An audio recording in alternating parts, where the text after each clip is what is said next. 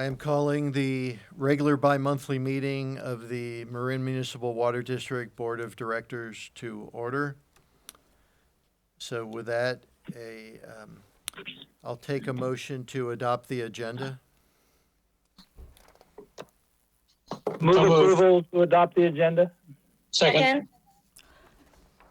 Director Bragman?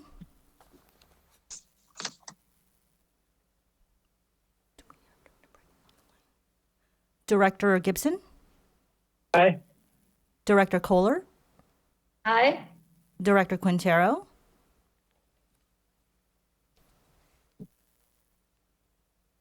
Director Quintero?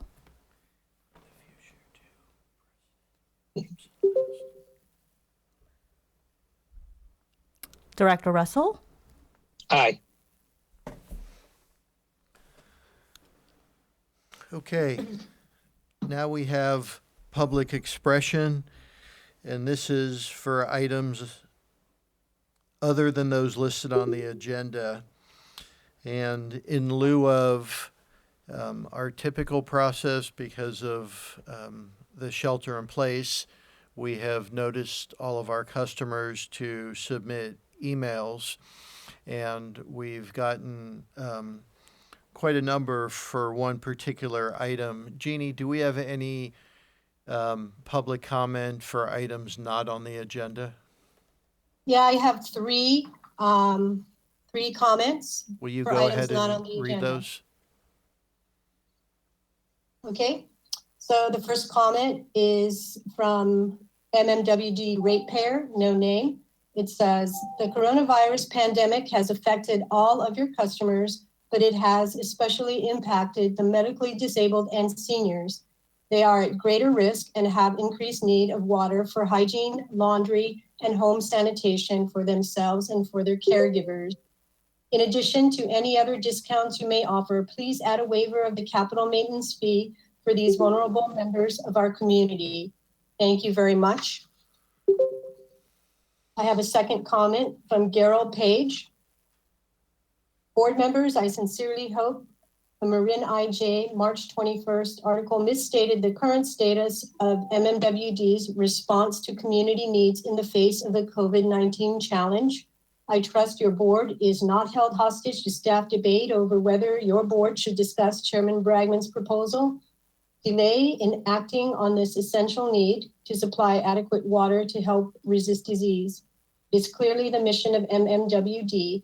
Those who quibble over this responsibility should not be working at MMWD. You will be held accountable. Please act in accordance with public expectations. And I have one more. And this is from Larry Minikis. Please consider reinstituting the MMWD one-time volunteer program to work under the current socially distant guidelines. As days turn to weeks and weeks into months, many are going to be looking for opportunities to do things outside of simply going for a ride or a hike or staying at home watching TV. Practically speaking, it would be minimally challenging to place small boom pulling crews to work either individually or in family units on a specific sector, a safe distance from others, for example. This time is an opportunity to give back, stay healthy, and do something positive for the environment in a safe manner. Perhaps an educational/citizen science component could be added for the kids out of school. Thank you for your consideration. Those are the only three comments for items not on the agenda. Okay, thank you. With that, we'll move on to directors and general managers announcements. Director Bragman, do you have any?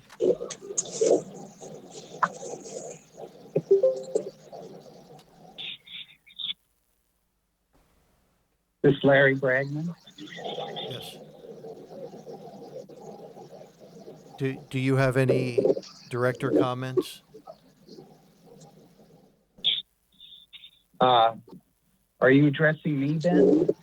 Yes, we moved to the agenda item, director or general manager's announcements, and I was just gonna, for the ease of logistics, roll through the board members. Okay. I just logged in, so that's why okay. I'm hesitating.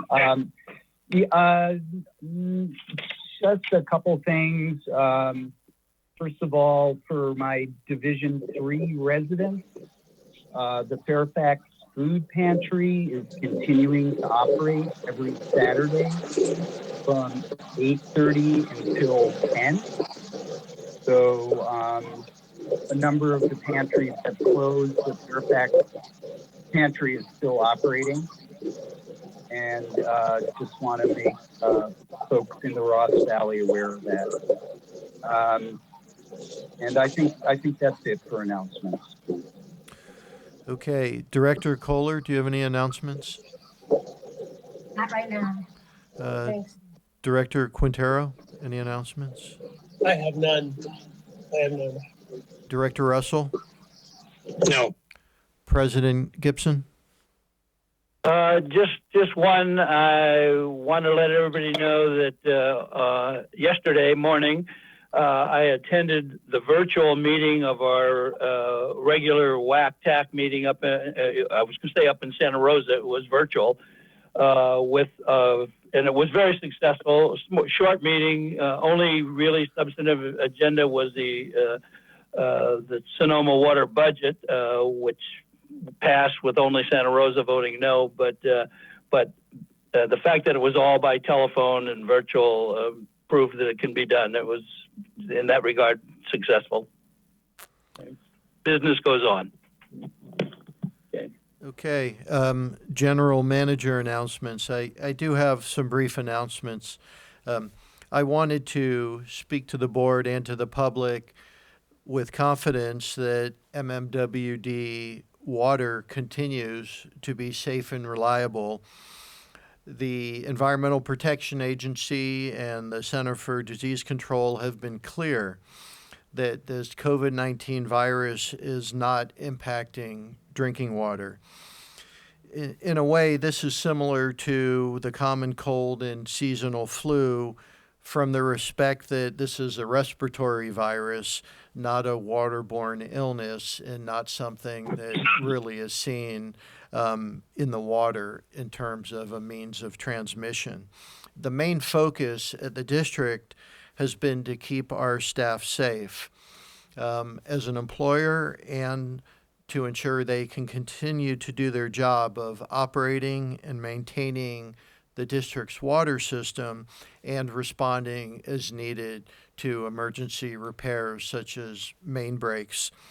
We've been successful, and I am confident that that will continue, and the district will continue to be able to supply through this emergency for whatever duration it will be, safe and reliable water to our customers.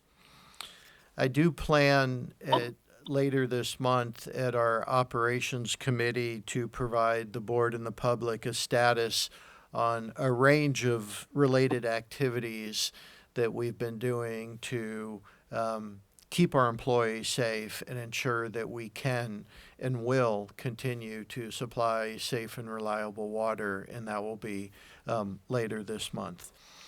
So with that, we'll move into our regular calendar. Item 1. Actually, Ben? Yes. Ben, can I, before we move into the calendar, just one quick comment on your announcement, which I appreciate. I think the point that you made about the EPA and CDC pronouncements about the reliability of municipally treated water is important. I don't know if everybody else has seen some of the information on Nextdoor, but it's a little troubling. There have been a lot of posts questioning the safety of the water and the extent to which the virus could be possibly spread through the MMWD system. So I think if we could post links to EPA's website on this and CDC's, they're both very clear on this. And if we could have something very, very prominent in our messaging to our constituents, especially vulnerable communities, not just on the website, but I think we need to be doing outreach to them through email, through text, however we can do it, because there's a lot of concern for lots of good reasons, but we also do need to be careful about some of the information that's spreading that really could be harmful, because I mean, particularly for people who are vulnerable, bottled water is so much more expensive and frankly, not nearly as well regulated. And I think in this time especially, we have an obligation to really reach out to the public and let them know that their drinking water is safe. They cannot get this virus from our tap water. Thank you. Thank you. Yeah, no, and this is Larry Bragman, and I second that. I was on our Facebook page today, and it's pretty quiet. And I do think people need to be reinsured. And I think, we need to create a message that incorporates everything that Cynthia mentioned and not just provide links. We actually do have links on our website, but we need to craft an informative and affirmative message and get that out there, because we are really the backbone of the public health system in Marin. So I think people need to be reassured of that. Why don't we put Ben's op-ed on the webpage? Make it easy. Like I say, not a link, but actually put the document. I think that's a good idea. I posted Ben's piece on my Facebook page. I mean, we need to be assuring people, and this is good work we're doing. And, I before we leave it, I really just wanted to really commend you and everybody that's keeping it going. Just doing their work takes an incredible amount of professionalism and courage these days. So I just think that needs to get called out to you all. So Great. Okay. Well, I'll work with Jeannie on some of the comments we heard now. I know there's been quite a lot of effort pushing out through different channels, but we can certainly do more and do better, and we'll take those comments as they were intended. So with that, I'll move into the regular calendar. I'll take a motion for the adoption of or do I take public comment even on the minutes? So at this point, I'll ask if there's any public comments on item 1, minutes of March 17th meeting. Jeannie, were there any? There are no public comments on item 1, Ben. Okay. So with that, I'll take a motion. Minutes. Move approval.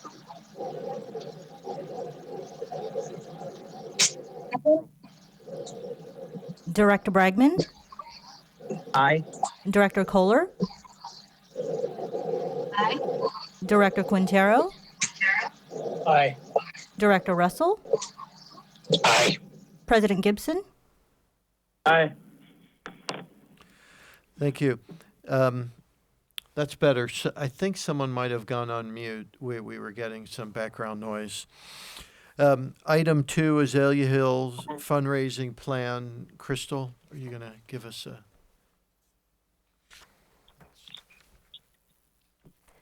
Good evening, Crystal Yesman, Facilities and Watershed Division Manager. For social distancing, we have fewer staff in attendance tonight than we would normally have. So I'll be presenting the items from Facilities and Watershed. First up, Azalea Hill. We have a funding plan and also requests for some disbursement of funds to match a grant opportunity. Last year in May, the Board of Directors adopted an amendment to the Mount Tamalpais Watershed Road and Trail Management Plan for the restoration of Azalea Hill Trail project. Now, the project will decommission 4.4 miles of non-system trails between Bullfrog and Bolinas Fairfax Road, and it'll convert and adopt an existing non-system Fisherman's Access Trail and the existing Liberty Gulch Road along Alpine Lake to become a Class 4 road. This will provide safety improvements for bicyclists that normally traverse over Bolinas Fairfax Road, which has a narrow shoulder and is a danger for motorists and bicycles. So they will also improve the hiking trail down from the top down to Bullfrog and and make some improvements in the parking lot at the top of Azalea Hill. So in the packet is a funding plan, which talks about 4 phases of construction, and with a total estimated construction cost of $1.6 million. Last year, we started phase 1, which was to armor the existing hiking trail down from the top down to Bullfrog and reroute it to be a bit safer.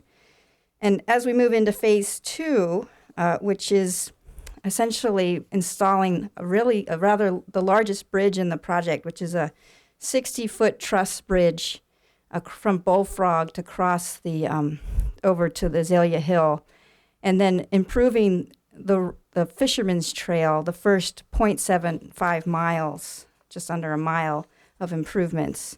There's several smaller bridge crossings and armored crossings in this segment. The cost for phase 2 is $400,000. And so far, the district has applied for 4 different grants, and those are detailed in the packet, in the funding plan, and we're still waiting to hear back for a few. One grant that is very promising is from the IMIG Trust, which is managed by Mr. Colin Claxon, who has been very generous over the last 10 years in supporting projects throughout the watershed, primarily kiosks. This would be the first actual large infrastructure project that that trust would be investing in. Their proposal is for $75,000 of a grant award, which we're still waiting for the notice of award. However, there's a matching funds request for another $75,000, which in the packet tonight you can see we're asking the board to approve a disbursement of $75,000 from the Mount Tamalpais Watershed Fund. This is managed by the Marin Community Foundation, a nonprofit tax-deductible fund. Most of the money in there typically comes from people rounding up their bills, and also some direct deposits that are made by philanthropic donors. And currently, the fund has a balance of about $267,000, and with this disbursement, it would reduce it down to about $195,000 as of tonight. So with that, I'll ask if there's any questions about the item. I don't know which camera. Hi. Crystal, this is Larry. Did Colin Claxton indicate that he's going to approve the request to EMIG? We did get some correspondence from him just today that was very promising and supportive of the project. Given the matching funds, staff believes that the request will go through and be awarded from the IMIG Trust. Yes. Okay. And just to be clear for anybody that listens to the video, the Mount Tam Watershed Fund is our donations. It's not ratepayer funds per se. That's right. Because I did get an email questioning that, and these are donations from people that are voluntarily contributing money for charitable purposes. So that was a little unclear in one of the emails that I got about tonight's meeting. So it just should be clarified for folks. That's all.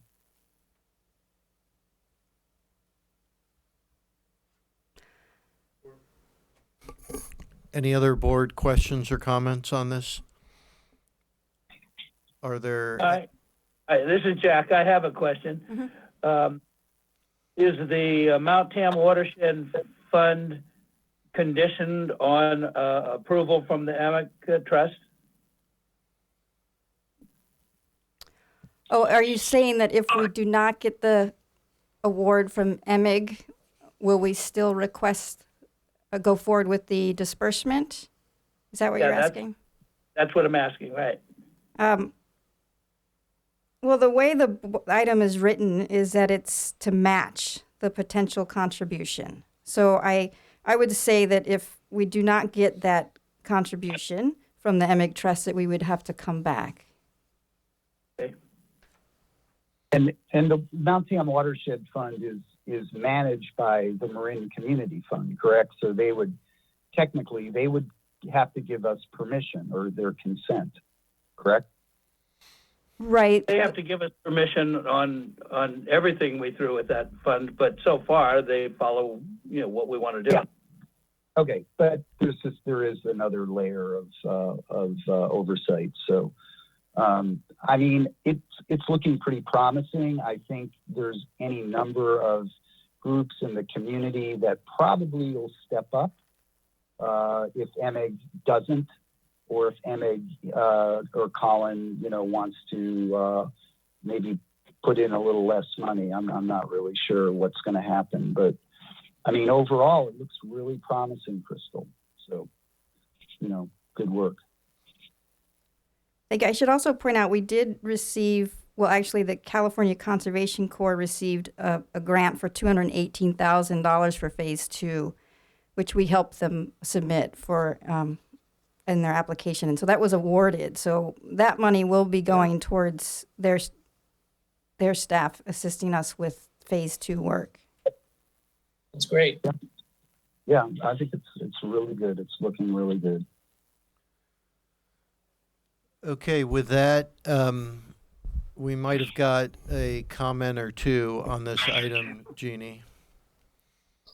Right. So we got a good deal of volume on this one. In fact, when I last checked, there were about 300 comments, many of them similar. We submitted that to the board in advance of the meeting, and all the comments will be posted online. So in the interest of time, I'm not going to read all of them. So they were similar and in support of this item? Yeah, so all of them that I looked at were in support, with the exception of one, which was not in support.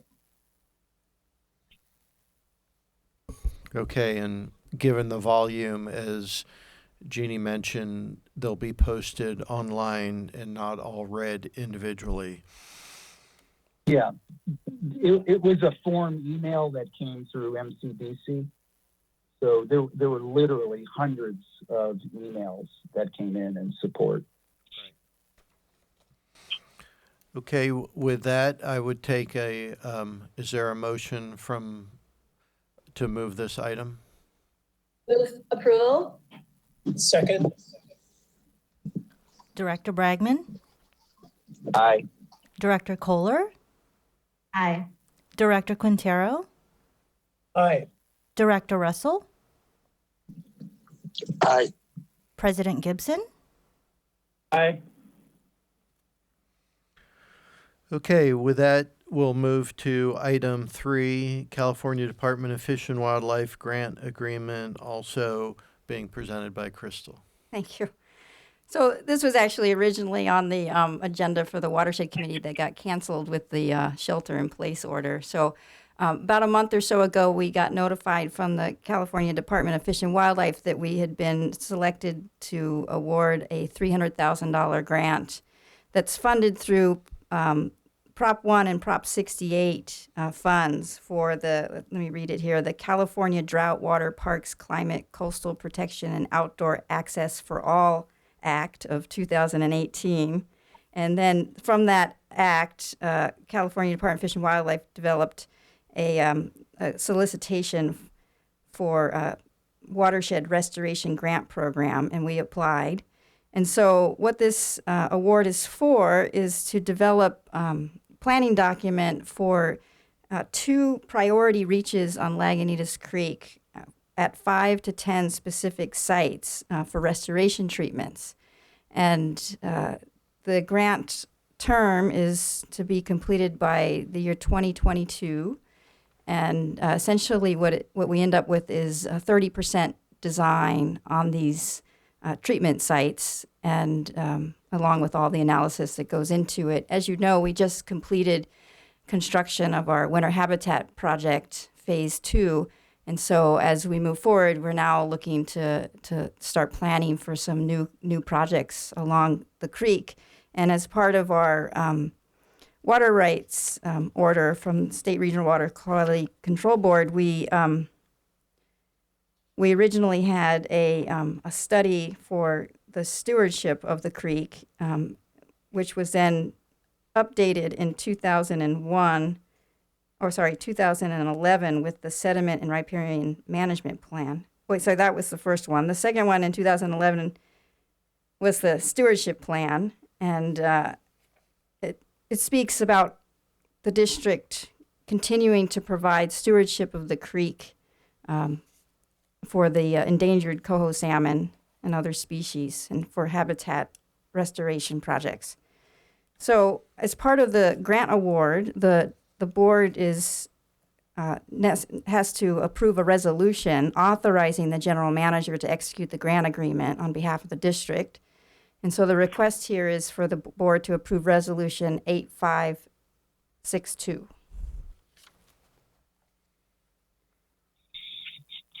Any questions? Crystal, this is Larry again. Yeah.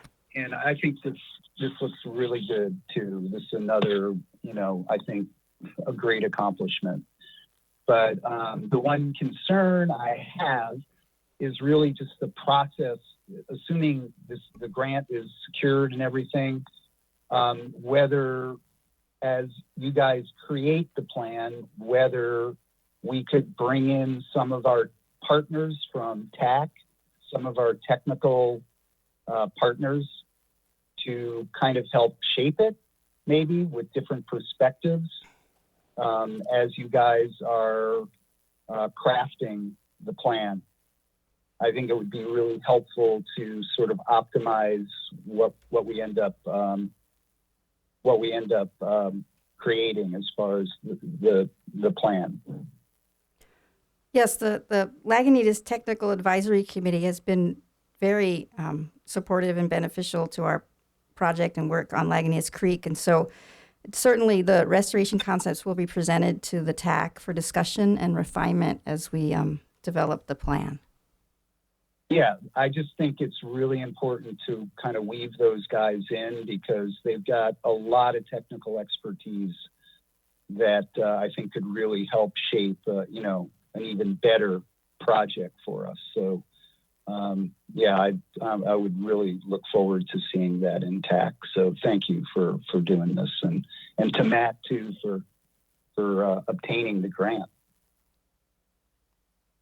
Any other? Yeah, I'm really excited about this project. I mean, getting the Prop 1 money is hard, and this is a perfect project. And I'll just say, as somebody who worked on that proposition long ago, I'm really glad to see this money going to such a worthwhile project. And I just can't say enough, Crystal, about the work that you and your team have done, and as well as Matt. And I'm just super delighted that this is going forward, and happy to move approval.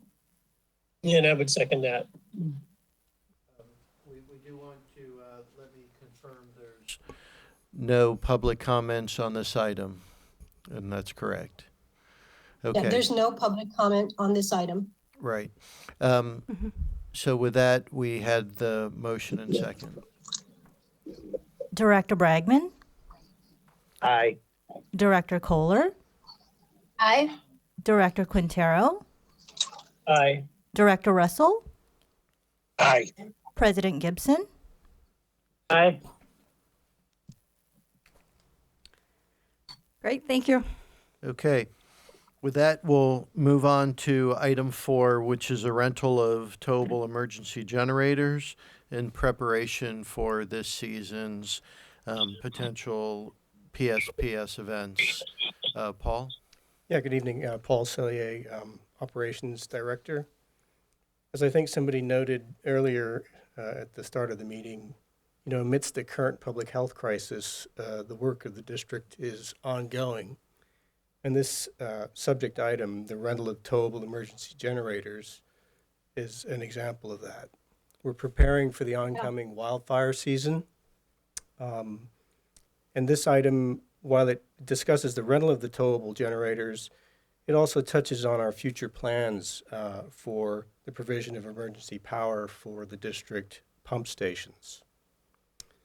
So for this year, 2020, staff are proposing the rental of 29 generators from Sunbelt Rentals. Sunbelt with the low quote in 2019 and performed their scope of work well.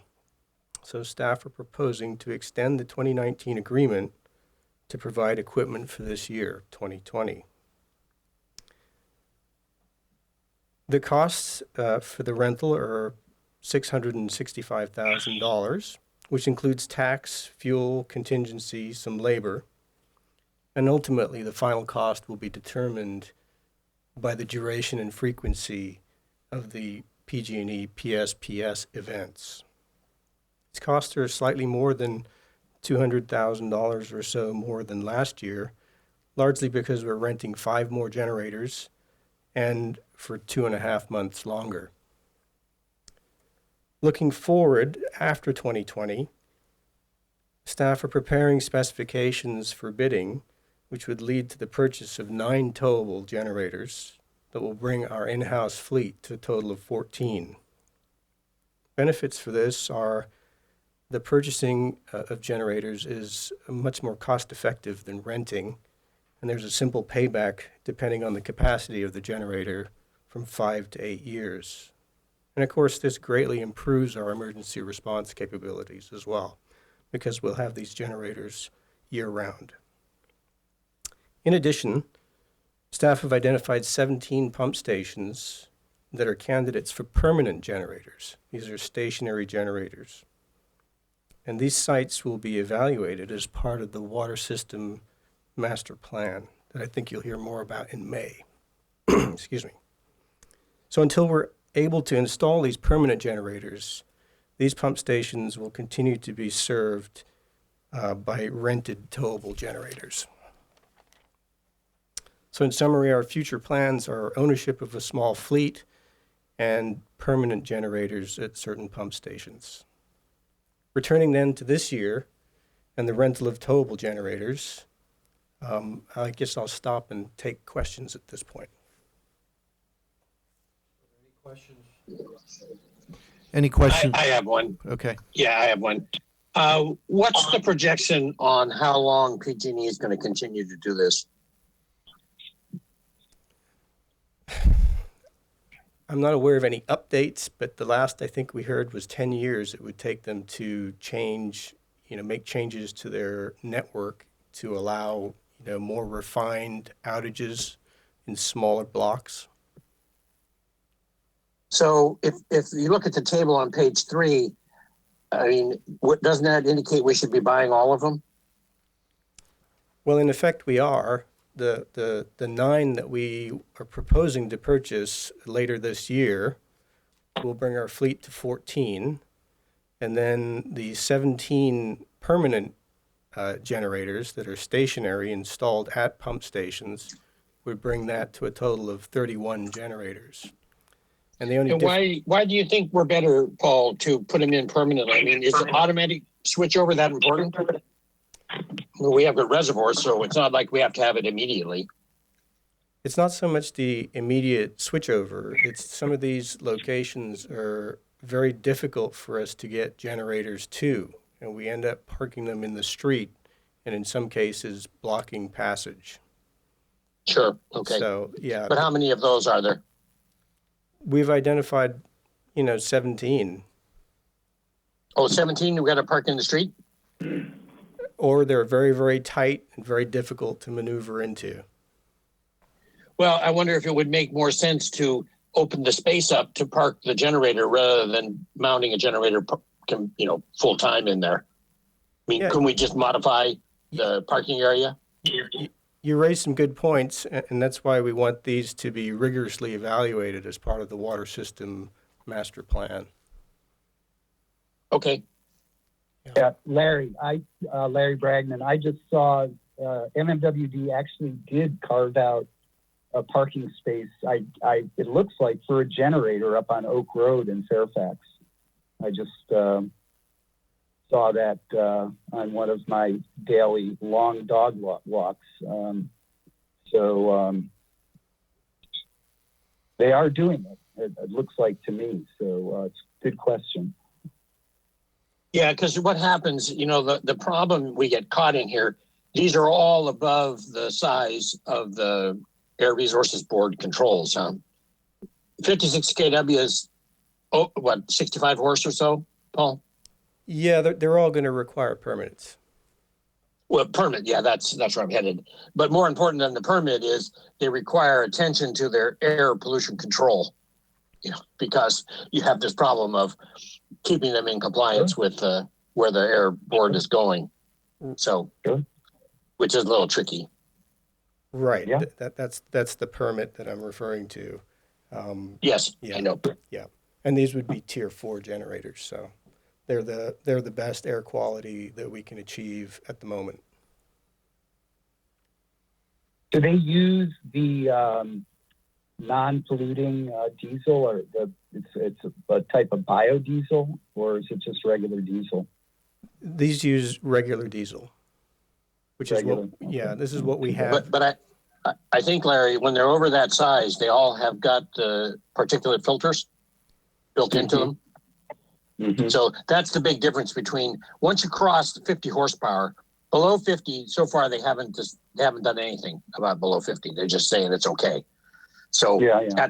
at 50 plus, then you get into the particulate filters, which is, changes their categorization, what level of air pollution control they have, which obviously is a big difference between having a particulate filter and not having a particulate filter. Yeah.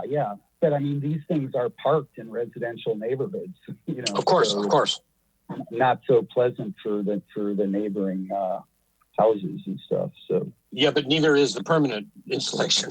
yeah, It's probably a little quieter, and it's probably maybe tucked away a little bit better. But you got this thing that's going to come roaring on when it's needed, and yeah. And we can bring a lot what of, we should probably do is get PG&E to straighten out their mess and say, let's address this in a more logical way instead of everybody putting in their own generators. that would be nice. And we can bring a lot of this information back when we bring the purchase of the generators. Are there any other questions? So I have one more. Are we looking at buying of any of the existing equipment? Buying it out of its lease? So right now they're not for sale. They're Oh, that's interesting. Yeah, there's kind of a run on generators after the last PSPS event. But we're still able to get them back. We return them and we can still get them back? Yeah, yes, that's right, because we were able to get in there early enough this year. I see. I guess that risk needs to be evaluated too. If the PSPS situation were to increase in length, that might change the philosophy there. Right, but this is a good interim proposal. I think it's kind of Sure. it's kind of it's cutting it down the middle. So I think it's a good proposal. Okay, with that, we'll move to, we do have one public comment on this item. Okay. This comment is from Ken Strong. I live in Green Bay, and I am a member of the Marin Conservation League Climate Action Working Group. I am writing to express concern over item 4 to explore purchasing portable and stationary generators as long-term power sources for pump stations. I understand that it may be necessary this year to rent diesel generators for a possible 2020 PS event. However, MMWD should not consider purchasing towable or stationary generators without first conducting a thorough assessment of 1, the long-term need for generators, and 2, alternative renewable technologies that could be used instead of diesel generators. The staff proposal states that purchased generators would have a 20-year life. We cannot lock in long-term diesel generators if California is to meet its GHG reduction goals. The board must explore cost-effective alternatives that do not produce greenhouse gases. For example, an electrolyzer to produce hydrogen and hydrogen fuel cells at pump stations may be viable.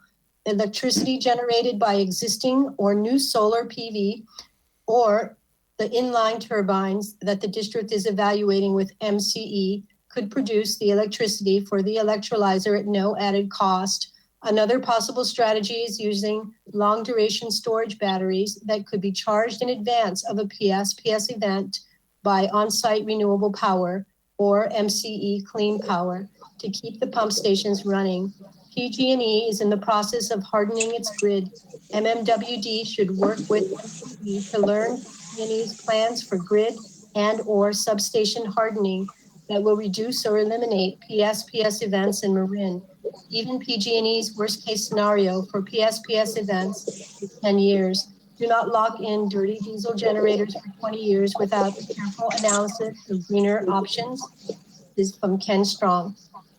And that's all I have for item 4. Thank you. Just to briefly touch on that comment, outside of the PSPS events, assuming that those events start to diminish, the backup diesel generators would be used only in the event of a natural disaster, such as a wildfire or earthquake.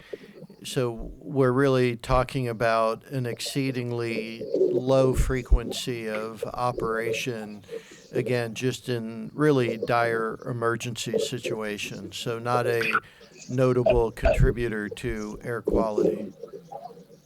Maybe, Ben, I think you probably got to run these things once a month. Okay. Right, very If they're briefly. permanent amount, they got to be run monthly. Right. And I think his comments are interesting. I mean, obviously, how do you generate hydrogen if you don't have electricity?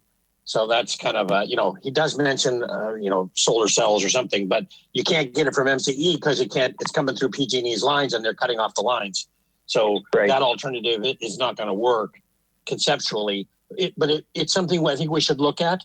I've been harping about the using propane as opposed to using diesel, and I think that's something that we should be looking at too. You lose some power in the unit, but it's probably 20% less power to produce the same amount of electricity. But I don't think that he recognizes either the inrush current on these size motors. That's pretty significant. And to that end, Paul, do they all have VFDs on them? All the motors? All the pump stations? Not all of them, no. We probably should look at that to reduce that inrush current. It might make it just a whole lot easier to run the generators if we could control that inrush. Yeah.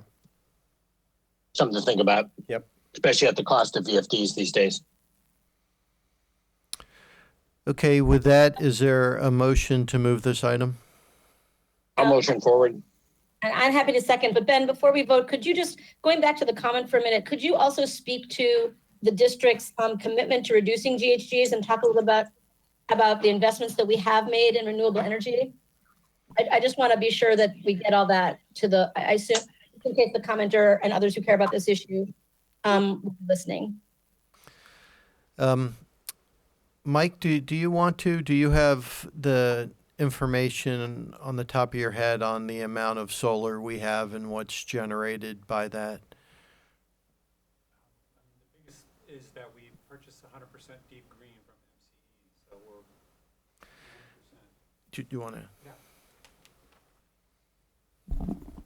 to? Director Kohler, I think the biggest impact is that through our contract with MCE, our the power we purchase is 100% renewable.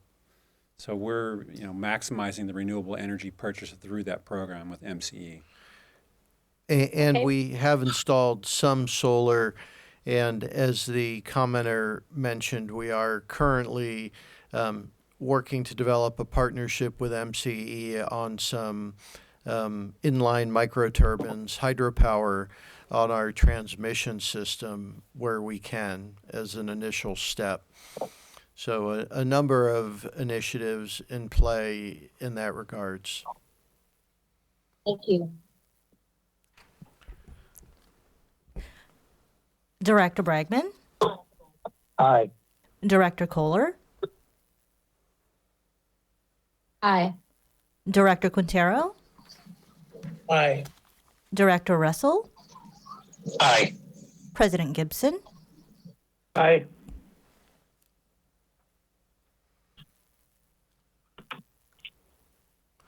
Okay, with that, we'll move to item 5. Mike Bond's going to present the staff report on a pipeline extension project.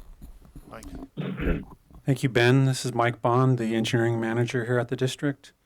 So the first item that I'll be presenting tonight is the pipeline extension agreement for 108 Fair Drive. Fair Drive Partners owns 4 single-family parcels on Fair Drive in San Rafael, and they've obtained a building permit to build the first house at 108 Fair Drive.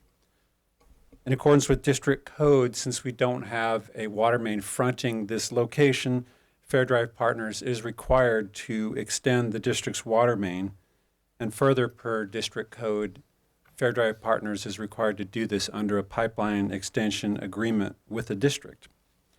So there are 4 actions that we're requesting the board take tonight for this item. The first item is to approve Resolution 8558 regarding the fees contained in the pipeline agreement, and that action is per Government Code Section 6600066025 and establishes that the fees are appropriate for this project. The second action is approving Resolution 8559 regarding impending peril, and this is done in accordance with Board Policy Number 10, which through that policy we evaluated the soil stabilization in that area and then have determined through state maps that there is gradual earth movement, but it's easily remedied or mitigated through the use of welded steel pipe. The next action is approval of Resolution 8560 in accordance with District Code Section 114810 regarding that this is a limited purpose pipeline.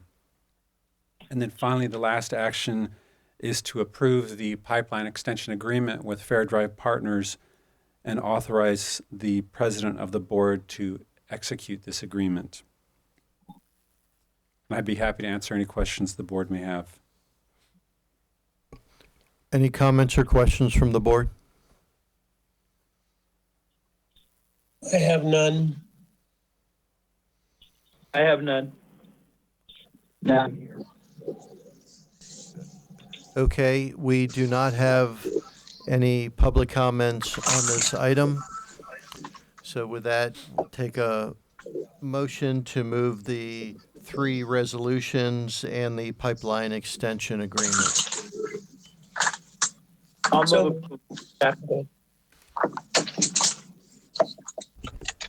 Director Bragman, Aye. Director Kohler, Aye. Director Quintero, Aye. Director Russell, Aye. President Gibson. Aye.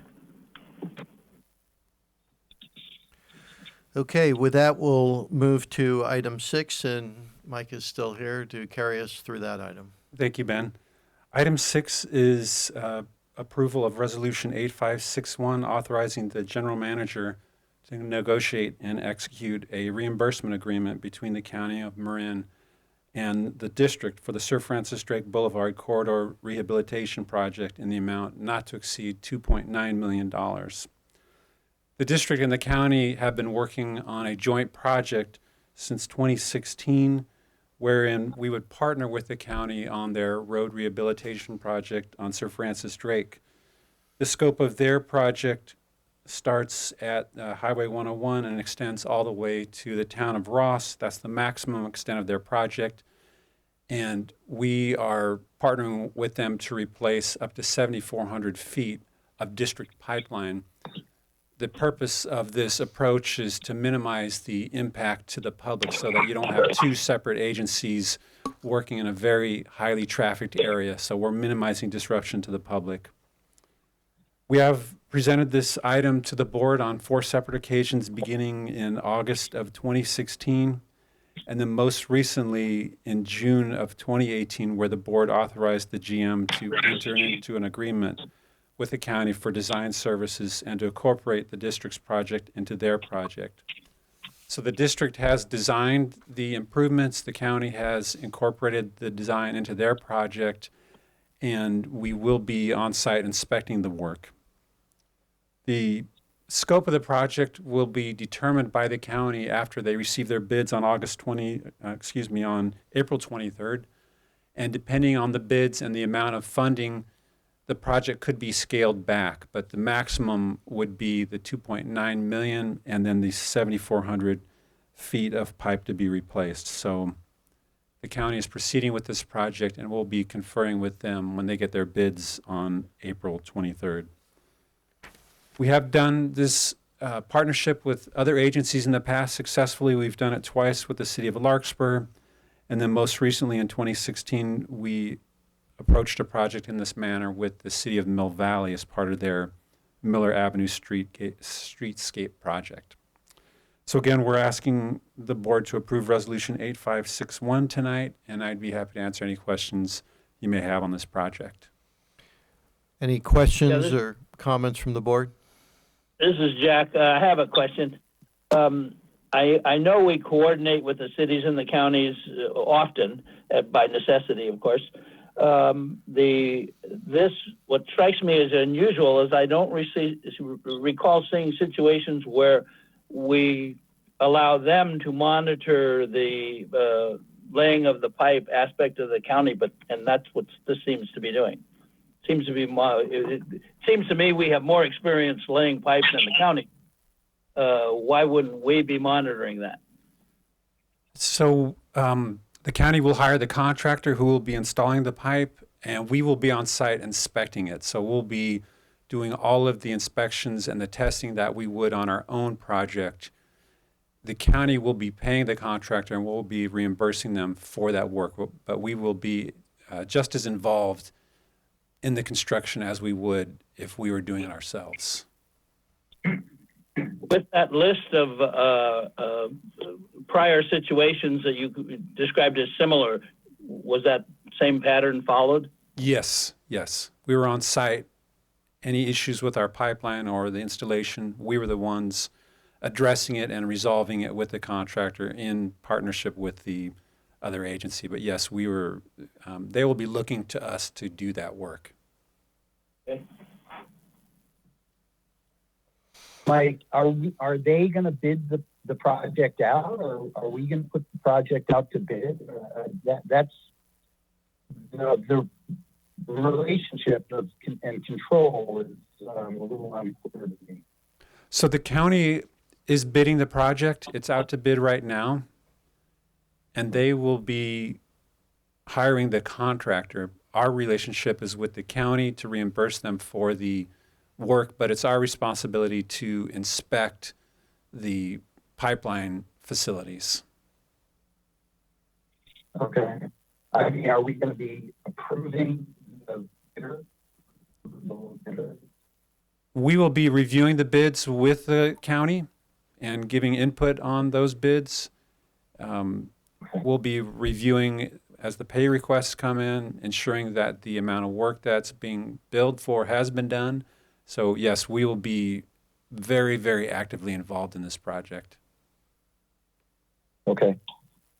And is this a cast iron pipe?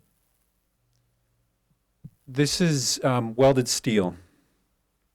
I mean, it's the existing pipe that I think you mentioned cast iron. Yes, it is. Cast iron. That's correct. We are replacing cast iron. Yeah, and it's 100 years old. This is the sugar line, isn't it? Yeah. Yes. Yeah, it is a sugar line. Okay. Okay, with that, we do not have any public comments on this item, so I would take a motion to move this item.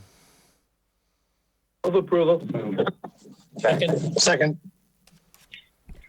Director Bragman, Aye. Director Kohler, Aye. Director Quintero, Aye. Director Russell, Aye. President Gibson. Aye.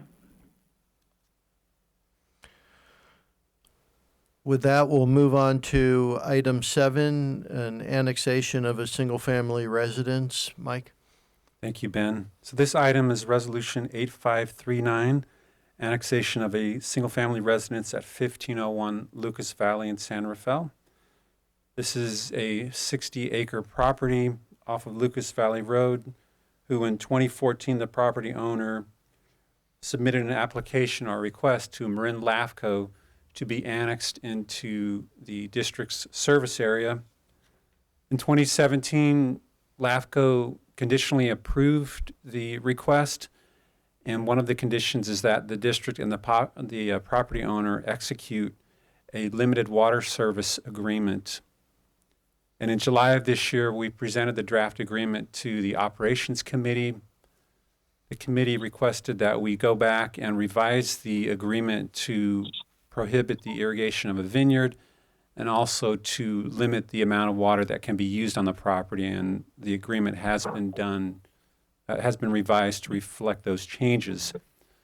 The agreement before you tonight allows up to 4 water meters and also restricts the annual water use to 1.02 acre feet. And so tonight we are requesting that the board approve Resolution 8539, which orders the annexation of the property at 1501 Lucas Valley into the district service area, and also authorizes the general manager to execute the agreement limiting water service to this property. And with that, I'd be happy to answer any questions. Any board questions or comments? Yeah, I'm a little, go ahead, Jen, go ahead. I was just say I have just a comment. I have had a couple of conversations with the property owner, and I just want to pass my congratulations on to Paul Morrison. The property owner is very satisfied with the cooperation he got from the district, and he was nothing but positive in his approach to working with Paul Morrison. And so, on my behalf, please thank Paul he obviously has done an excellent job here. Thank you. Okay, my question, I agree with those comments, but I have something you're probably not going to like, which is why aren't we asking the property owner to buy an offset for the water? We asked Lucas to buy an offset. Why wouldn't we ask this guy to buy an offset to be annexed?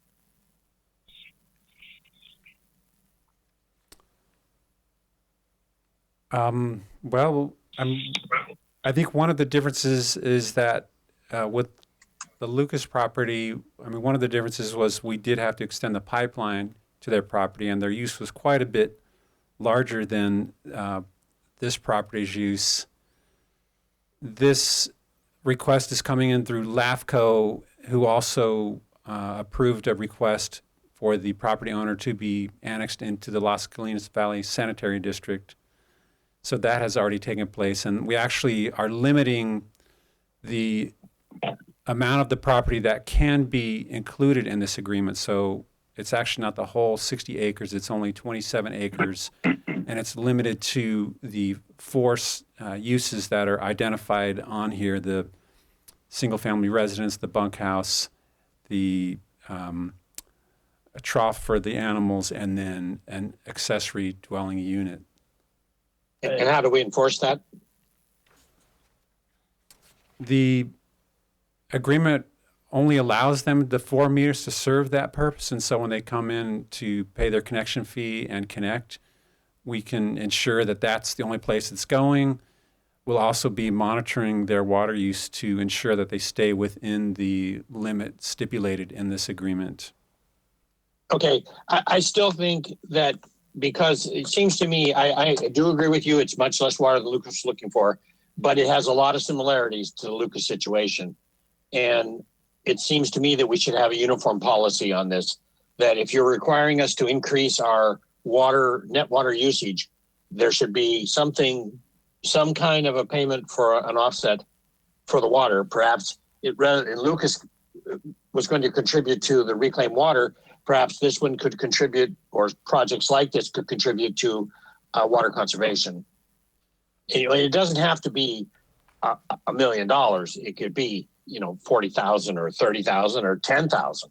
But I think that it's a little tricky here to me, in my thinking, that we're just allowing them to come in and join the district. I don't necessarily see that the Las Colinas side of this has anything to do with it. That's a sewer issue. We're the water side. So I don't quite follow the logic there of how Las Colinas is accepting them affects us one way or the other. But with all that said, I'm not going to kick a big fuss about this. I just think we need a more uniform policy on how we're going to approach people who are being annexed into the district. Yeah, this is Jack again. I agree with the concept of the uniform policy. I think that's a good idea in general. But I will say from talking to Paul, it's very obvious that a lot of time was spent in negotiating the restrictions on how much water could come out and tailoring the amount of water that's going to come out down through the process. So a lot of thought was given to that. Nonetheless, I think that a uniform policy would be something worth thinking about for future.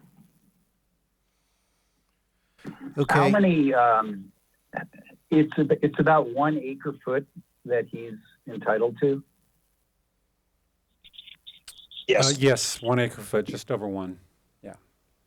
And it's for, so it's for 3, it's for a bunkhouse, an ADU, and then a main residence, I guess. So that's 3 units. And then a trough to feed animals. Okay. All right. Yeah, that kind of calculates. And then he's going to need a separate meter for the ADU and the bunkhouse. Yes, each use will be separately metered. Yeah.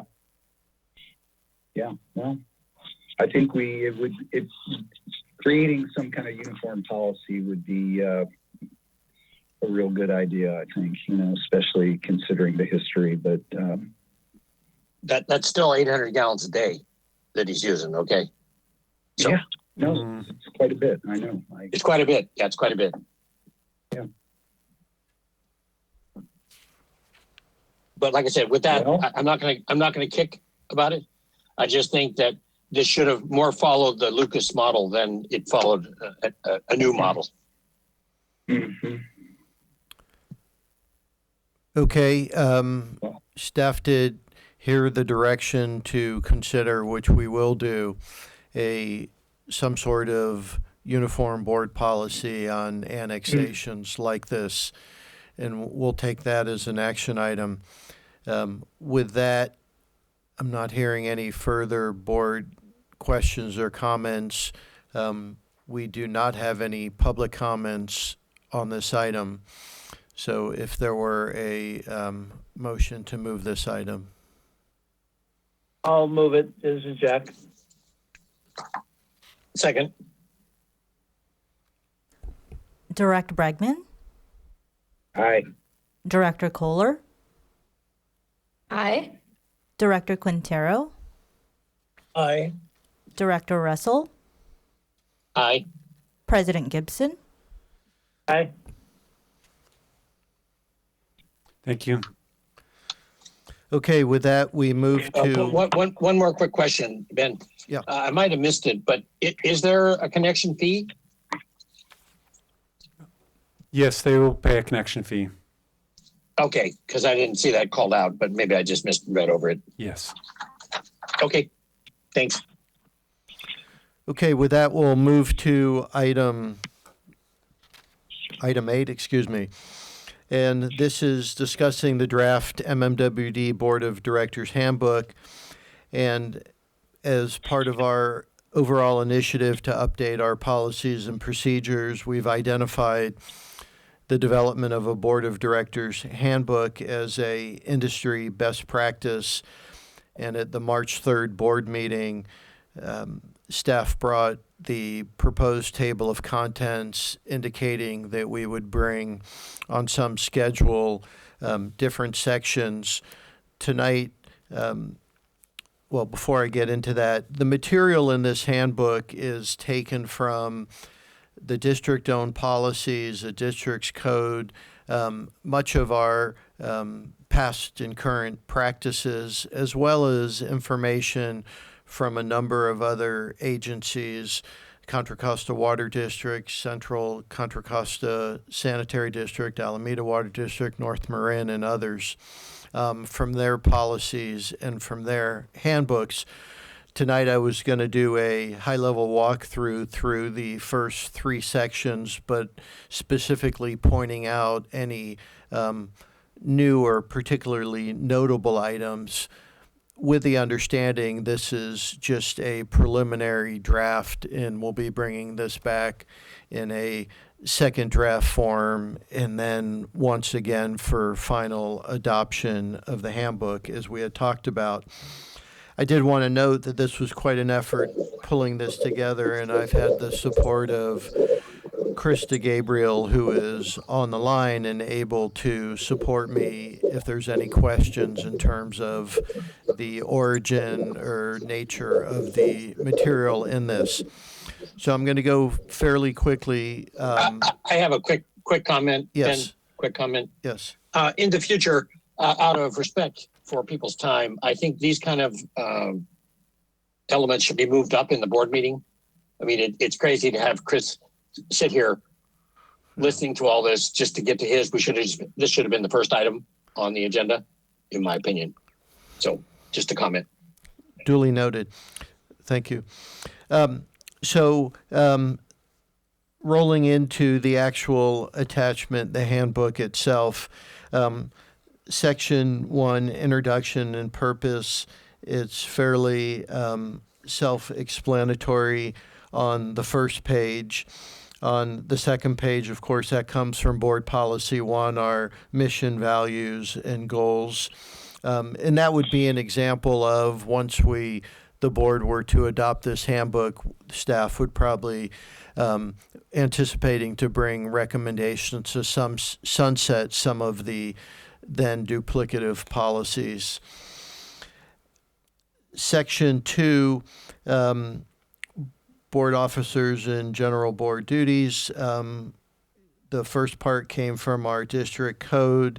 The responsibilities of the board president came from policy 36, as well as some more details from other districts.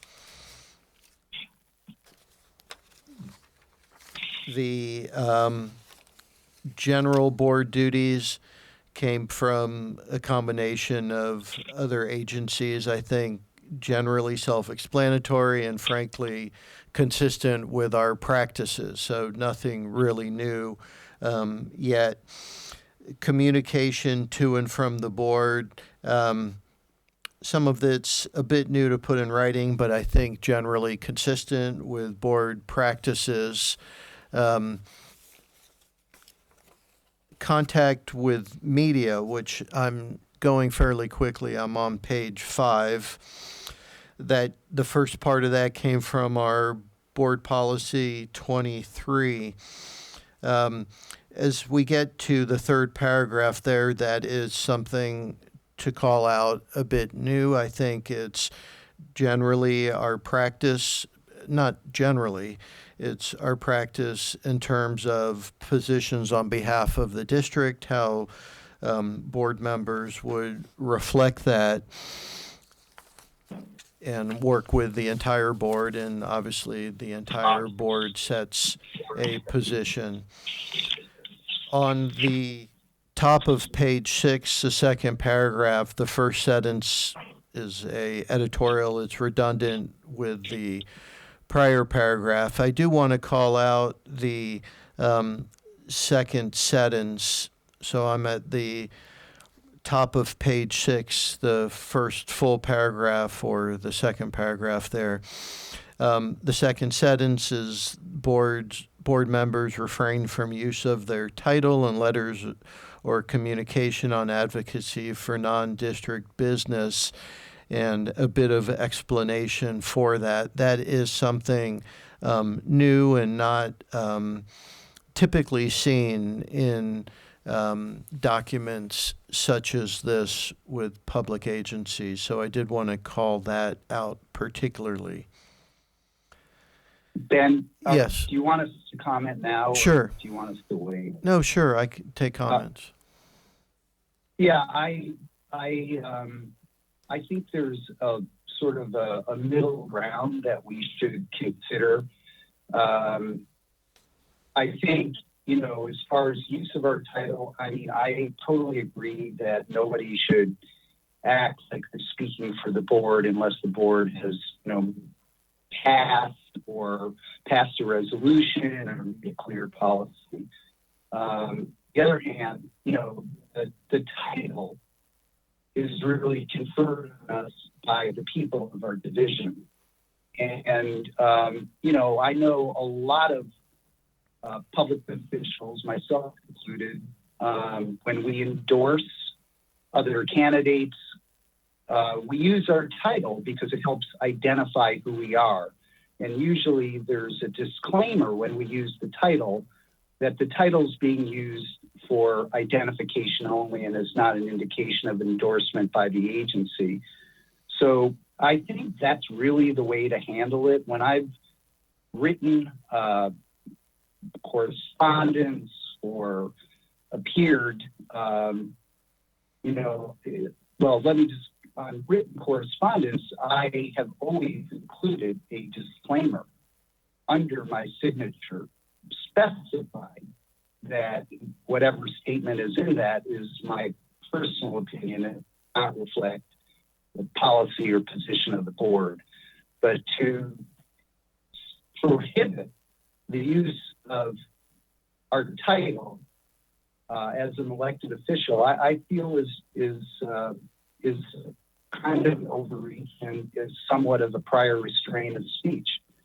So I think the middle ground of clearly specifying that, we're either putting a disclaimer in written communication, and when we make public appearances, clarifying that we are, identifying ourselves but are speaking on our own behalf. That's the way to go on this.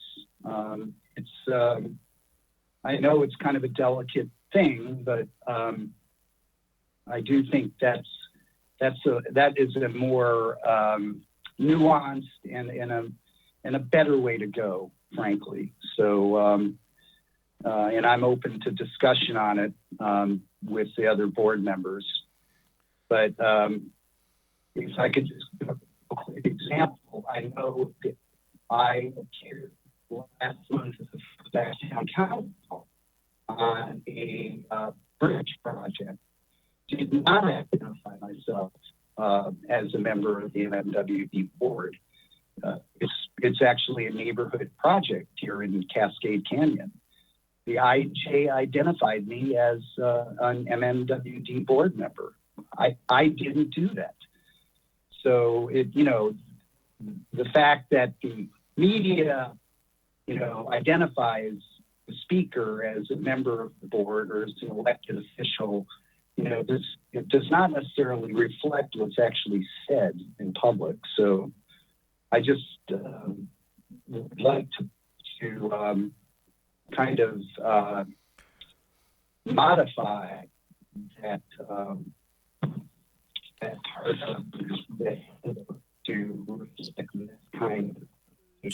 So I don't know if there were any other comments from other board members. Armando, do I see you? Yeah, I do. And Larry, for some reason, your phone is really broken up. So only hearing part of what you're saying. I have some pretty strong feelings about this, and I think that knowing that this is a draft, I'd like to. Because I think if I heard you correctly, you said that the media identified you as an MWD board member, but I know that in the roles that I operate in outside of the MMWD, unless it is the business of the organization that I work with, I've never put my title in there, and it's to prevent confusion and and especially. And so anyway, I have some pretty strong feelings about this, and I don't know how we're going to go through the next steps of the draft on this. Well, I think we should, to me, the document really should be discussed when we're able to meet in person and really have time in a committee meeting. But Yeah, Yeah, no, I I'd like to talk to you about it. I happen to disagree with you. And, I just say normally I would not use or even mention my title unless it is related to the district. but So yeah, it's not, well, I don't routinely sign correspondence that I'm, a director of Marin Municipal Water District. I understand that. Unless it is a subject that is related to our operations or to the watershed. So I think, Larry, you're correct. Well, let's table this one and deal Yeah. with it. But I would like to hear from Chris, I presume Chris wrote it, about your thoughts about this comment. If we could just get a little, couple sentences, not 20 minutes worth.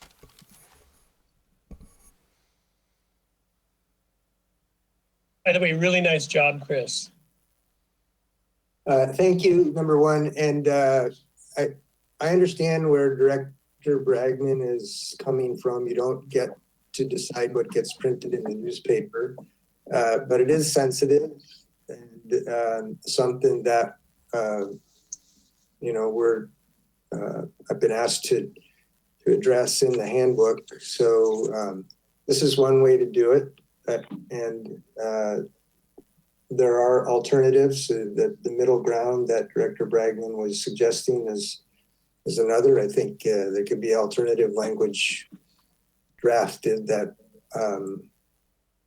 Ben and I can talk about and come back with you. Ben has a much better handle on how the board operates. That one reason for me sticking around for the whole meeting was to get a better flavor of how the board is operating. And so that's been helpful for me. I do know all of you, probably Director Bragman the least, but and I've had a lot of contact with most of you, but I'm not familiar with how you operate in your formal jobs as the directors of Marin Municipal Water District. So this has been helpful for me, and Ben and I can talk about this further. He likely has more comment on this right now. I see Cynthia, I think. Do I see you with a comment? Right. I have to say, I very much support where Armando's coming from on this. And I think it's easy to take off the table the situation where a reporter identifies somebody. Obviously, I have no control over that. My understanding, so I think that's kind of a red herring. I think the issue is how we choose to identify ourselves. And I agree with Larry Bragman that it is traditional when we endorse in political races that, we all identify ourselves with our political hats on, and we have our little asterisk saying that it doesn't represent the district. But again, I don't think that's the issue. I think the issue is when we choose to represent ourselves deliberately with our MMWD titles on issues that are not related to district business. I mean, I think that is the narrow situation in which this policy is trying to address. So I think that's what needs to be discussed. And if not today, sometime soon. I agree that it is something that we should ideally be able to do in person. On the other hand, this has now been sitting around for the better part of a year without being resolved. So I do think it needs to move forward. I'm not that comfortable kicking the can down the road, but I think it is an issue. It's been raised with me several times by constituents. And I think we just need to confront it. And I really don't think it's that big a deal. And I have to say, I am a little uncomfortable with this notion of prior restraint. I think I can't support that, Larry. I mean, nobody's stopping anybody from talking. It's a matter of how you identify yourself when you speak on issues, not you, but all of us, on issues that are not related to district business. And I don't see that as in any way falling under the doctrine of prior restraint. So I think that the middle ground is what is being struck in this proposed draft. I think it is a reasonable compromise that allows everybody to say whatever they have to say. There's no penalty for people identifying, anybody in the press, and there's certainly no restraint on endorsing candidates. I think we're talking about a very specific and fairly narrow situation where we choose to identify ourselves in public as with our titles on issues that the board has not weighed in on or the district has not weighed in on. And I think it is a reasonable thing for us to be concerned about. And I think Armando makes a strong point. So that's kind of where I'm at on this. Okay. Were there any other comments from the board members?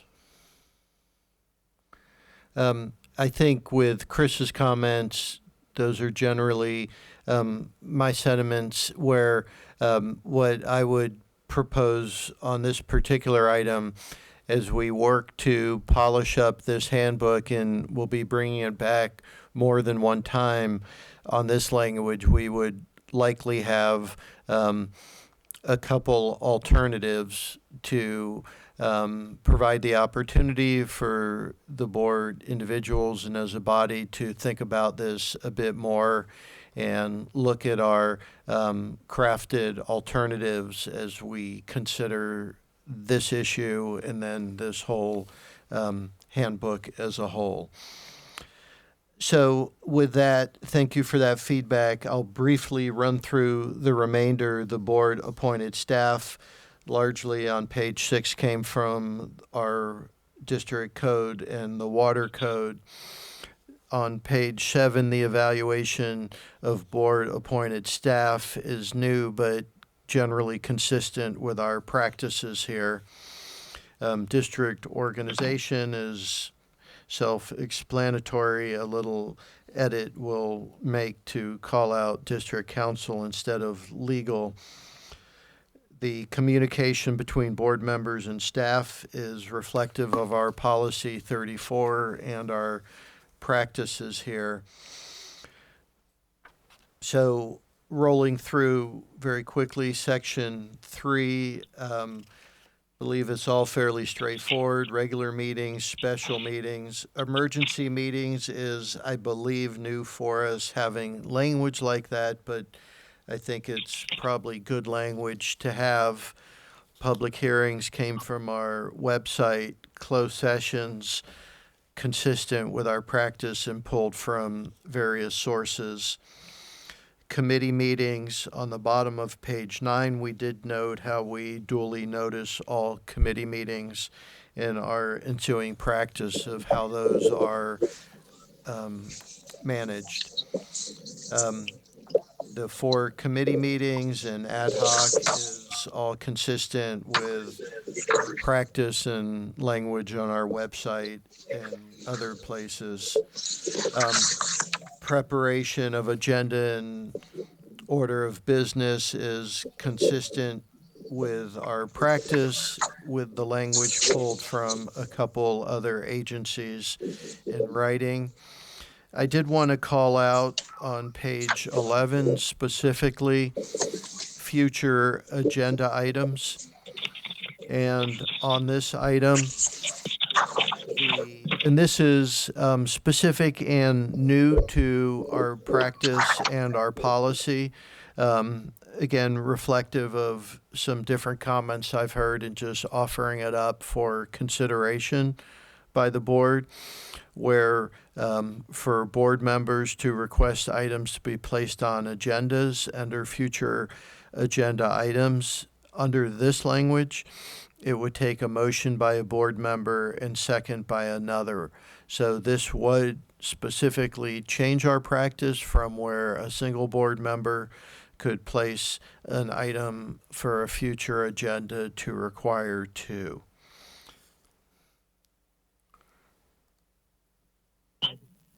Can you guys hear me?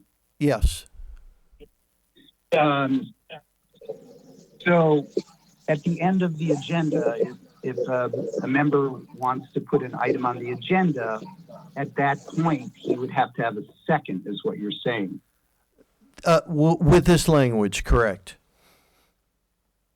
So if he doesn't have a second when he proposes the item, then it can't get on the agenda. That's what this is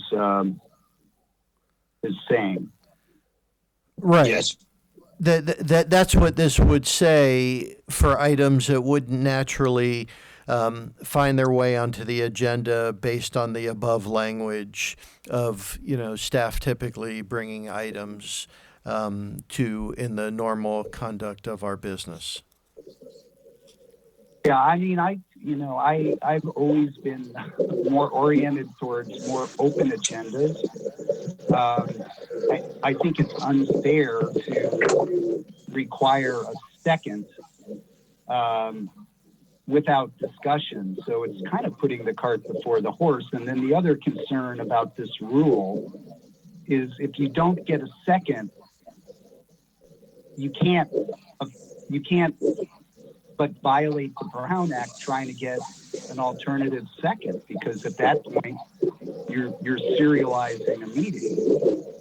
Now, you know, that may give the board member a pretty good indication of the success or failure of his agenda item, but it's I've never been on a board where you have to have a second to have an item agendized.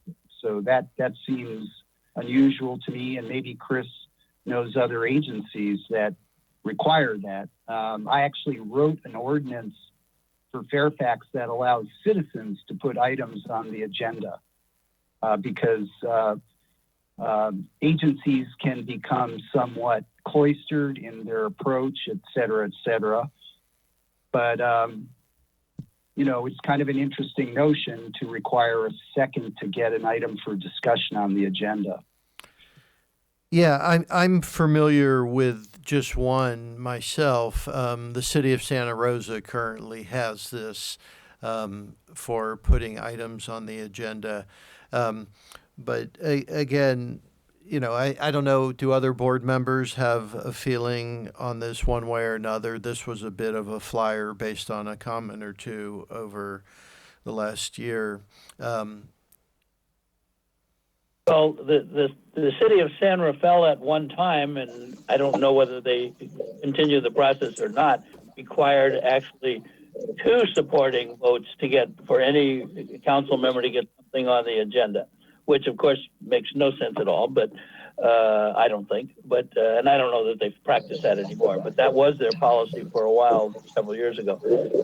But I do think, for example, that you mentioned an ordinance that allows anyone to put an agenda, you lose control of your agenda. This is all about controlling the agenda. Yeah, it doesn't. Some reasonable balance seems to me to be necessary. Jack, I'll send you a copy of the ordinance. It doesn't allow anybody to put an agenda item on. So it's another item. It's a free speech item, and I understand. You know, we don't want to be wasting time on agenda items. You know, personal agenda items, that type of thing. Mm-hmm. So I don't know. I think it is somewhat chilling, and I think it's not necessarily a healthy thing. It seems to me that rather than going around in circles here, I think we should push this until the board retreat. That's a good idea. Yeah. Make an agenda item in the board retreat. Also, I think that the section on meetings should reflect the streaming of the meetings. I made it a very quick read, but I didn't see anything about the streaming of the meetings, live streaming. I think that should be picked up in there. I think it. Yeah, I agree with that. That's a really good idea. Okay. Yeah, and I also think that with the streaming, we can talk about the attributes of how the streaming should work. Because I think it actually would be a good idea if the public could see the faces of who's speaking, as an example. Yeah. Okay. Me too. I had a very hard time logging in to GoToMeeting tonight. I tried to do it on my laptop, couldn't do it. So I'm going to need a tutorial on that. I think it would be helpful if we could have at least a visual presence, so my guess, Larry, isn't you weren't having problems. You were having bandwidth problems. One of the problems with these systems like GoToMeeting and Zoom is that they're really gobble a lot of bandwidth. And if your internet's busy, I don't mean your internet, but the Fairfax or whatever area. We had a WebEx the other day. I couldn't access it through the internet. I had to go on the telephone to access it. So, I think that's just one of those things we have to be careful about. I doubt you did anything wrong, because if you have the app and you click on that login stuff, it should take you right to to go to a meeting and write inside the meeting. There's no more effort involved than that. So I'm on the phone, of course, but I've got live streaming off our webpage. I mean, isn't sure, but they're two different things, Jack. Yeah, that's the point. I know, you're but getting Larry said he doesn't have a picture. I've been watching this all evening. I mean, Oh, yeah, but the viewers don't have a visual of us. yeah, I see. That's what I'm. which yeah, brings so- up a very interesting point, because like we can see right now, we can see Jeannie and we can see Chris. At least I can see those two. So, and previously we had Ed on there on the lower half. So we must have the ability to do that, because Chris is calling in just like us and he's on. Yeah, So button that says, I mean, it's not a hard thing to do. Just click the camera button. I mean, I think it's sort of just a question of privacy. How comfortable do people feel being on view in their homes? I mean, I think that's just a matter of personal preference. But the other point about it is what I have found is that in addition to the point you made, Larry, Russell, if people in the home that's sharing a router are online, that also makes a very big difference. yes. We've got 3 people oh yes. here now, and my recent Zoom meetings have been failures unless I commandeer access to Zoom. So now we've got a sign up sheet. Well, this, why don't I take that? Because some of this discussion rolls well into the next final item. But I will. Before you go there, Ben. Yes. Cynthia is exactly right. If you hit the little white circle with a line through the camera, it gives you a choice to see who's talking. Obviously, they have to be online with the camera, but it immediately opens the screen up to whoever's talking. So they've already figured that out, and she's exactly right that it's right there. So excuse me for interrupting you. Okay. So I'll follow the direction, and we'll bring to the retreat. We'll figure out what that will look like, assuming I won't assume that we're all under the same conditions in June. And we'll capture this, particularly those two issues, but looking to wrap up the whole handbook. Does that mean, Ben, you're anticipating doing the retreat remotely? No, but because I don't think it's going to be ready by June 5th. I mean, they were talking today about August 1st. So I think that's probably a more realistic number. Yeah. At least So what I'm seeing. I'll talk at my monthly or periodic check-ins with the board members. On one hand, I'm interested to keep the work going as we're doing, but an in-person retreat, even if we need to move it later in the summer or early fall, may make more sense than trying to do that electronically. I agree. Okay, Yeah. so isn't the Board of Supervisors meeting in person? public comment. Yes. Yes, I did look their end of March meeting. I did look at their video, and it looked like they were all there about 2.5 feet apart. So yeah. Let's talk about this. So item 9, we'll just jump to future meetings. One, I did want to note that I did prematurely cancel the April committee meetings. I say prematurely because I had not, as I had done in March, communicate the idea with all the board members. We have been working, Jeannie, primarily on thinking about what the committee meetings could look like with less staff involvement and engagement than board meetings. And one idea was a go-to meeting, what did we call it? Like a panel, a webinar, where staff and the board would be electronic and the public could watch, and we would take email comments. Jeannie's been working with other agencies on what systems they're using, and some are going to that sort of system. But as we saw tonight, and as you were talking about, we have some work to do to refine that approach if we go that direction. So, Can I just say that I think either a Zoom meeting or a Zoom webinar works really well. We've been doing that at my work. Might be a little different, but I would, given that we did cancel committee meetings in March, I'd like to put a plug for, I think at least having the finance meeting. I think it is important that we do that. yeah, yes, that's consistent, Cynthia, with the feedback that I got from other board members. So the current plan is tomorrow morning to repost that we will be having the April 17th doc meeting and the April 23rd finance.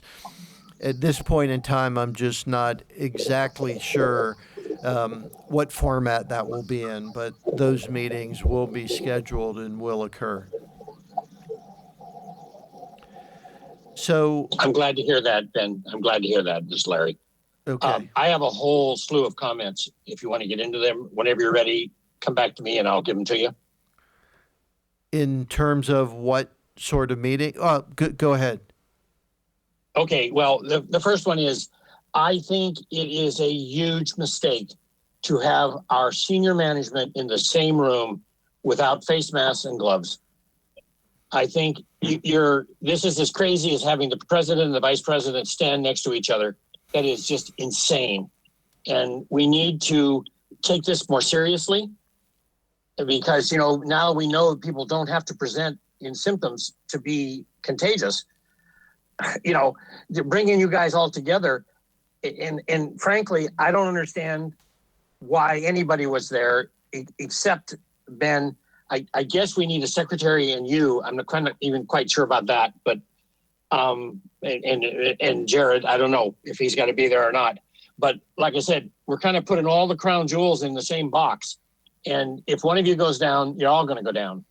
And then Jack and me and Larry and Cynthia are going to be running, Armando going to run this water district. So, I don't particularly want to do that.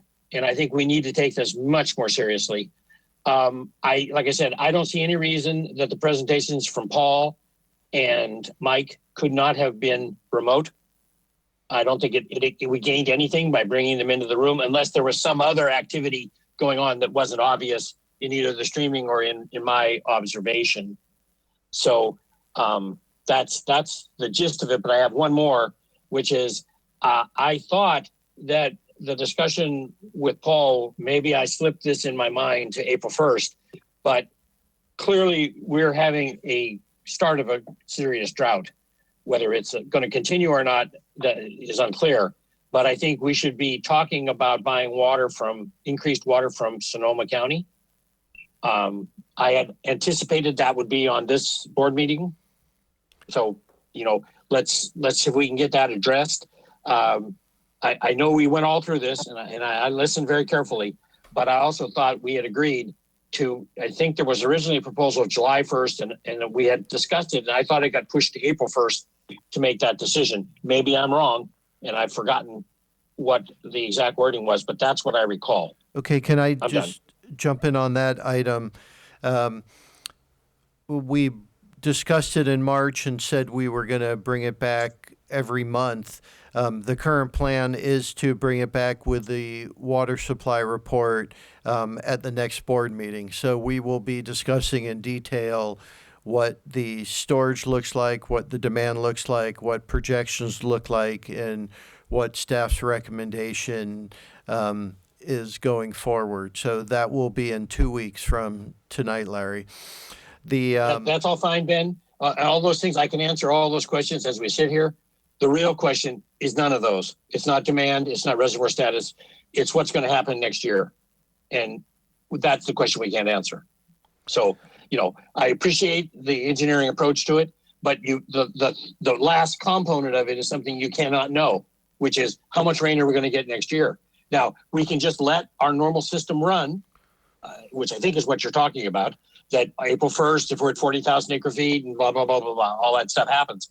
But to me, it's not something I would be very happy with. I can tell you that much. Not to have had the opportunity to buy water and not buy water.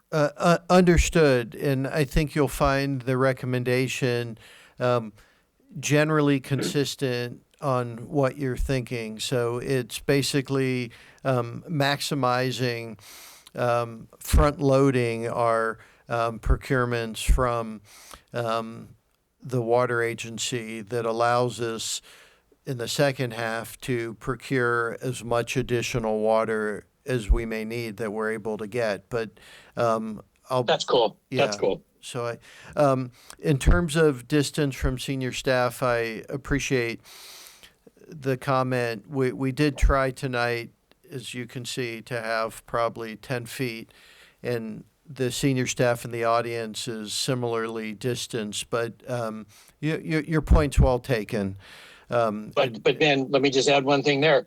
We have a unprotected microphone with substantially different height people between Mike Bond and Paul. I know. And I wasn't streaming at that moment, so I wasn't really paying attention to whether the microphone was being moved or not. But I think we owe it to our staff to put a plastic sleeve around the microphone or make them wear gloves, at least one hand glove, and move the microphone with the gloved hand. You know, don't lean on the podium. Cover the podium with aluminum foil, something, okay? That times have changed, and we got to change to meet the times, or we're going to lose our own folks. Absolutely, and I didn't mean to respond in a manner that didn't reflect that I... You didn't, Ben. You didn't. Okay. I'm just making a point, that's all. Good. So any other, I did want to note that we did not have any public comments for item 8 or item 9. So with that, are there any other board comments? So I will now close this. Thank you very much, and stay healthy. Right now, if the Thank you all. Be well, everybody. thank you. Hey, be safe. Thanks. Be safe. Bye-bye. Take care.